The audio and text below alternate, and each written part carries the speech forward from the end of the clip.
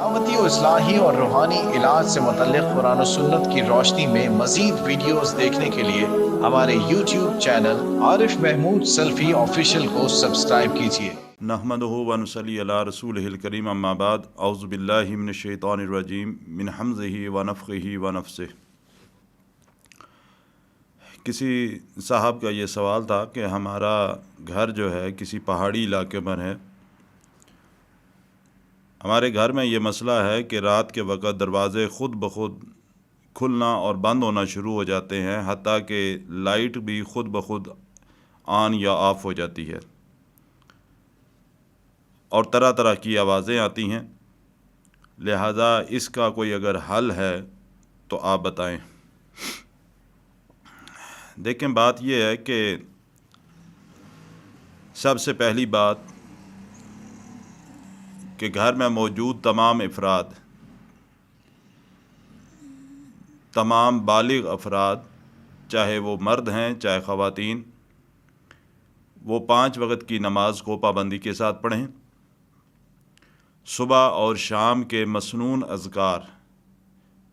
اذکار سے مراد یہ ہے کہ جو دعائیں اللہ کے نبی صلی اللہ علیہ وسلم نے خود پڑھیں اور آپ صلی اللہ علیہ وسلم نے امت کو نصیحت فرمائی کہ ہم اگر وہ صبح اور شام کے وقت دعائیں پڑھ لیا کریں گے تو ہر قسم کے شر سے محفوظ رہیں گے۔ صبح اور شام کے مسنون اذکار کی پابندی کریں۔ اپنے گھر میں قرآن پاک کی تلاوت کا معمول بنائیں، اور قرآن پڑھتے وقت ایک نصیحت میں ہمیشہ کرتا ہوں کہ قرآن کو کم از کم اتنی آواز سے ضرور پڑھیں کہ آپ کے کان خود آپ کی آواز کو سنیں۔ خاموش رہ کر، جس طرح انسان اخبار یا کسی رسالے کا مطالعہ کرتا ہے، خاموش رہ کر قرآن کی تلاوت نہ کی جائے، بلکہ آواز نکال کر اونچی آواز میں، کہ کم از کم آپ جہاں بیٹھ کر قرآن کی تلاوت کر رہے ہیں آپ کے دائیں بائیں اس کی آواز ہونی چاہیے۔ قرآن پاک کی تلاوت کو اپنا معمول بنائیں، کیونکہ اللہ کے نبی جناب محمد رسول اللہ صلی اللہ علیہ وسلم کا فرمان ہے۔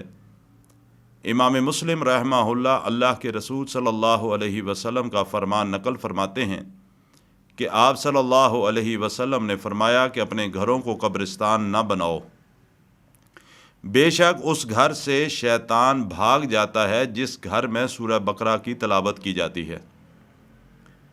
سورہ بقرہ کی تلاوت روزانہ کی بنیاد پر کریں، اور اس کے علاوہ بھی جو وقت آپ کو میسر ہے اس وقت سے فائدہ اٹھاتے ہوئے ایک ترتیب کے ساتھ قرآن کی تلاوت کیا کریں۔ آپ صلی اللہ علیہ وسلم کا فرمان ہے، ابو ہریرہ رضی اللہ تعالیٰ عنہ حدیث کے راوی ہیں، کہ آپ صلی اللہ علیہ وسلم نے فرمایا کہ اپنے گھروں کو قبرستان نہ بناؤ،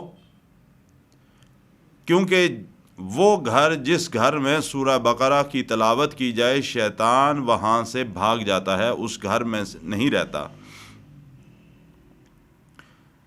قرآن کی تلاوت کے ساتھ ساتھ اگلی بات کہ 7 دن کے لیے مغرب کی نماز کے بعد اپنے گھر کا کوئی بھی درمیانی حصے سے مراد یہ ہے کہ جس حصے پر بیٹھ کر اگر تلاوت کی جائے یا کوئی چیز اونچی آواز میں پڑھی جائے تو گھر کے تمام کمروں میں اس کی آواز جا سکے۔ اپنے گھر کے درمیانی کسی جگہ پر بیٹھ کر اپنے گھر کے تمام کمروں کے دروازوں کو کھول دیں اور وہاں پر بیٹھ کر 11 دفعہ اذان کے کلمات دہرائیں۔ یہ عمل آپ نے 7 دن تک کرنا ہے، روزانہ مغرب کی نماز کے بعد اذان کے کلمات، جو اذان مسجد میں نماز کے لیے ہوتی ہے ظہر عصر مغرب عشاء کے حوالے سے، تو اس اذان کے کلمات کو وہاں بیٹھ کر اتنی آواز سے اس کو پڑھیں کہ آپ کی آواز تمام کمروں کے اندر پہنچ جائے۔ یہ عمل 7 دن تک کریں۔ اس کے بعد بھی اگر دوبارہ کوئی اس طرح کی شکایت ہو کہ لائٹس آن آف ہو جائیں یا دروازہ خود بخود کھلنا اور بند ہونے والا سلسلہ شروع ہو جائے، تو بازار سے 4 چیزیں لیں. کسی بھی پنسار سے آپ کو یہ 4 چیزیں مل جائیں گی: کلونجی، حالیوں، مرمکی اور لوبان. یہ چاروں چیزیں برابر وزن میں خریدیں، ان کو اچھی طرح پیس لیں اور ان کو گرائنڈر کے اندر ڈال کر گرائنڈ نہیں کرنا بلکہ کوٹ کے پیسنا ہے. ان کو پیس لیں، پیس کر ان کو مکس کر کے کسی بھی برتن کے اندر جار میں ڈال کے اس کو رکھ لیں. مغرب کے بعد روزانہ اپنے گھر میں ان 4 چیزوں کی دھونی دیں. اللہ کی رحمت سے انشاءاللہ آپ کے گھر میں یہ جو شرارت شروع ہو چکی ہے اللہ کی رحمت سے انشاءاللہ ختم ہو جائے گی. ترتیب یہی رکھنی ہے کہ سب سے پہلے نماز کی پابندی اور نماز کے ساتھ ساتھ صبح اور شام کے اذکار کی پابندی، کیونکہ اذکار نماز کے بغیر نہیں. یہ بات یاد رکھیے کہ کوئی شخص اگر کہے کہ مجھے نماز نہ پڑھنی پڑے لیکن میں صبح شام دعائیں پڑھ لوں گا، اس کی پڑھی ہوئی دعائیں اس کو فائدہ نہیں پہنچائیں گی. نماز فریضہ ہے، فرض ہے، اللہ کی طرف سے فرضی عبادت ہے. نماز آپ کو پہلے پابندی کے ساتھ اپنا معمول بنانا ہوگا، پابندی کے ساتھ ادا کرنا ہوگی، اور اس کے ساتھ ساتھ صبح اور شام کے اذکار آپ کو پڑھنے ہوں گے. اس کے بعد سورہ بقرہ کی تلاوت، اور ایک ترتیب سے آپ کے پاس اگر وقت موجود ہے تو آپ قرآن کی تلاوت کر سکتے ہیں. لیکن بہرحال سورہ بقرہ کی تلاوت روزانہ گھر میں ضرور کریں، اور اس حوالے سے احادیث میں پہلے عرض کر چکا ہوں.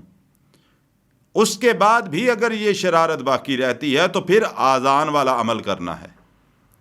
آذان والا عمل کرنے کے بعد بھی اگر یہ شرارت ہوتی ہے تو اس کے بعد پھر یہ دھونی والا عمل کرنا ہے. یعنی ترتیب جو میں نے عرض کی ہے اسی کے لحاظ سے آپ عمل کریں گے. آخری بات کہ اللہ کے نبی جناب محمد رسول اللہ صلی اللہ علیہ وسلم فرماتے ہیں کہ جو شخص رات کو سونے سے پہلے، عشاء کے بعد سونے سے پہلے سورہ بقرہ کی 10 آیات کو تلاوت کر لیتا ہے، صبح تک شیطان اس کے گھر میں داخل نہیں ہو سکتا. یہ بات کون ارشاد فرما رہا ہے؟ امام الانبیاء جناب محمد رسول اللہ صلی اللہ علیہ وسلم، کہ جو شخص بھی رات کے وقت سونے سے پہلے سورہ بقرہ کی 10 آیات کو پڑھ لیتا ہے، صبح تک شیطان اس کے گھر میں داخل نہیں ہو سکتا. اور وہ 10 آیات کون سی ہیں؟ آپ صلی اللہ علیہ وسلم نے فرمایا سورہ بقرہ کی پہلی 5 آیات، اس کے بعد آیت الکرسی اور آیت الکرسی کے بعد والی 2 آیات. قرآن مجید میں جہاں پر سورہ بقرہ میں آیت الکرسی لکھی ہوئی ہے وَلَا يَعُودُ حِفْظُهُمَا وَهُوَ الْعَلِيُّ الْعَظِيمُ کے بعد والی 2 آیات لا اکراہ فی الدین قد تبین الرشد من الغی، یہ اگلی 2 آیات بھی ساتھ شامل کر لیں. 5 پہلی اور 3 آیات یہ والی. اور اس کے بعد آپ صلی اللہ علیہ وسلم نے فرمایا کہ سورہ بقرہ کی آخری 2 آیات آمن الرسول بما انزل سے شروع ہو رہی ہیں. 5، 3، 8 اور آخری 2 آیات 10 آیات. آپ صلی اللہ علیہ وسلم نے فرمایا جو شخص بھی رات کو سونے سے پہلے اپنے گھر میں ان 10 آیات کی تلاوت کر لیتا ہے، ان 10 آیات کو پڑھ لیتا ہے، صبح تک اس گھر کے اندر شیطان داخل نہیں ہو سکتا. لہذا میرے بھائی اپنا معمول بنائیں ان چیزوں پر، ان عبادات کے حوالے سے جن کا حکم اللہ کے نبی صلی اللہ علیہ وسلم نے ارشاد فرمایا. اور جب بھی اذکار کریں، جب بھی قرآن کی تلاوت کریں تو پورے یقین کے ساتھ کیا کریں کہ ہم اگر یہ عمل کر رہے ہیں، یہ دعا مانگ رہے ہیں، یہ دعا کر رہے ہیں تو یہ دعا کس عظیم ذات سے مانگ رہے ہیں. تو جب ہم اللہ سبحانہ و تعالیٰ سے یہ دعا کر رہے ہیں، اللہ تو مجھے اس شر سے محفوظ فرما، تو وہ رحیم اور غفور ذات کہ جو انتہائی رحم کا معاملہ کرتی ہے اپنے بندے کے ساتھ، انتہائی محبت اور شفقت کا معاملہ رکھتی ہے، وہ کیسے اپنی پناہ سے نکال کر اس انسان کو کسی شر کے حوالے کرے گی۔